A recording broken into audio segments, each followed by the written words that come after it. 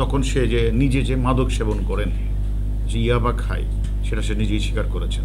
একদিকে বলছে যে 900 লোক মারা গেছে, কোনো সময় বলছে 135 জন লোক মারা গেছে। এই লোকগুলি যে মারা গেল তাদের তো আত্মীয় স্বজন আছে, এবং তার কি একবার উচিত ছিল না যাদের রেজিস্টার মেনটেন করা, তার বাড়ি কোথায়, তার মানে তার তার তার বাবা মা বেঁচে আছে কিনা, এটার খবর সে নিবে না, সে থানায় জিডি করবে না, এবং এই লোকগুলি অসহায় অবস্থায় মৃত্যুবরণ করেছেন, কোথায় খবর দিয়েছেন তার পরিবার পরিজন জানবেন না। এটা এক ধরনের ভয়ানক অপরাধ। 135 জনকে সে কোথায় খবর দিয়েছে, আমরা রেজিস্টারটা খোঁজার চেষ্টা করছি, এবং সে এটাও এখনও দিতে পারে না। আমরা প্রয়োজন পড়তে আবার তাকে রিমান্ডে আনবো, আমরা এটা জানার চেষ্টা করব। এই যে সে কোটি কোটি টাকা আয় করার পরও মিল্টন সমদ্দার যে শিশু, বৃদ্ধ, অটিস্টিক মানুষের কোনো চিকিৎসা করে নাই, এরকম মানবতার ফেরিওয়ালা ওটিএমদের কথা বলে মানুষের কাছে কোটি কোটি টাকা তুলে সে খরচ না করে উল্টা তাদেরকে পিটিয়েছেন, এটা অত্যন্ত দুঃখজনক। আমি মনে করি তাকে কারা প্যাট্রোনাইজ করেছে এবং কারা তাকে ভিডিও বানাতে সহায়তা করেছে, এরকমভাবে কারা কারা তাকে হেল্প করেছে, যে হেল্পটা এবং তাকে এই পথে এনেছে, আমি মনে করি আমরা তাদেরও জিজ্ঞাসাবাদ করব। তার বিরুদ্ধে 3টা মামলা রুজু হয়েছে।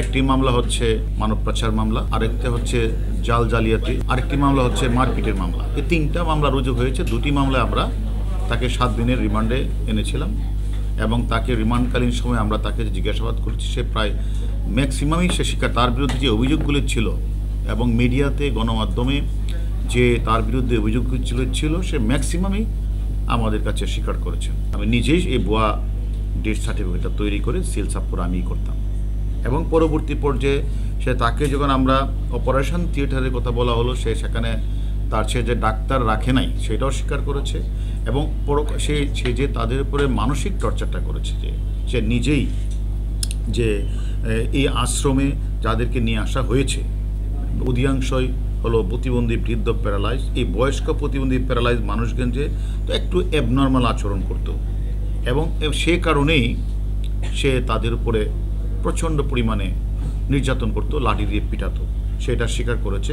আমরা যেটা তাকে পরে জিজ্ঞাসাবাদ করলাম যে সে যে এইভাবে তাদেরকে মানসিক শারীরিকভাবে নিস্তেজ না নির্যাতন চালাতো, কারণটা কি, তখন সে যে নিজে যে মাদক সেবন করেন, যে ইয়াবা খায়, সেটা সে নিজেই স্বীকার করেছেন। এবং এই মাদকাসক্ত মিল্টন যে কাউকে পরোয়া করত না, এর মূল কারণটাই ছিল তার সাথে মানে অনেক বিএপিরই নাকি যোগাযোগ ছিল। সে মনে করছে যে আমি যে কাজটা করছি কেউ আমাকে কোনো কিছু করতে পারবে না, এবং যারা এই বাচ্চাদেরকে সেখানে দিয়ে আসতো বা যারা এই প্যারালাইজড মানুষগুলিকে দিয়ে আসতো, এই সকল মানুষগুলি যখন পরে খোঁজ নিতে যেত যে কী অবস্থা, তাদেরকে দর্শে পিটাতো।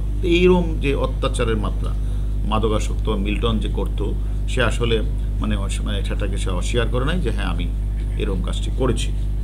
যার কারণে আমরা সে যে আপনারা দেখেছেন সে যে 900 লাশের কথা বলেছেন, এই 900 লাশও কিন্তু সে বলেছে হ্যাঁ আমি বলেছিলাম, এটা বলেছিলাম যে ওই যে সোশ্যাল মিডিয়াতে এইগুলি কথাগুলি বললে হয়তো অনেক মানুষ আমাকে টাকা দিবে, টাকা পাঠাবে, এবং সে টাকাটা সে পেত।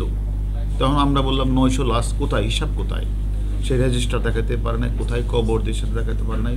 পরবর্তী বলছে সেটা বলেন যে আসলে 900 লাশ তো আসলে আমি কবর দিই না, আমি আসলে 900 লাশ আমি বেসিক্যালি সোশ্যাল মিডিয়ার মাধ্যমে প্রচার করে মানে আমি টাকা দণ্ড এগুলি করেছি। সেটা পরবর্তী যে সে বলেছে যে 135টা লাশ সে দাপন, 135টারও কিন্তু সে এখনও হিসাব দিতে পারে নাই কোথায় কী করেছে এবং কোথায় কী করেছে। তাই এগুলি আমরা আরও প্রয়োজনবশত আমরা মনে করি সে যিনি যে প্রতিনিয়ত তার আশ্রমে অনাথ, মানসিক প্রতিবন্ধী এবং মানসিকভাবে ভারসাম্যহীন এইগুলো ভিডিও তৈরি করে সেই ভিডিওগুলি সব বিভিন্ন ফেসবুকে দিয়ে মানুষের বিবেককে নাড়া দেওয়ার চেষ্টা করেছে, এবং বিবেকবান মানুষ যারা এই সকল দেখে, যারা অত্যন্ত মানবিকভাবে তারা সেই টাকাগুলি বিকাশের মাধ্যমে, নগদের মাধ্যমে তার অ্যাকাউন্টে পাঠিয়েছে। তাদের উদ্দেশ্যটা ছিল এরকম, যেহেতু সে মানবতার ফেরিওয়ালার কথা বলছে, বৃদ্ধ প্যারালাইজ মানুষকে সেবা দেওয়ার কথা বলছে, ভালো ডাক্তার দেখাবে বলছে, এই কারণে অনেকেই তার কাছে টাকা পাঠিয়েছে।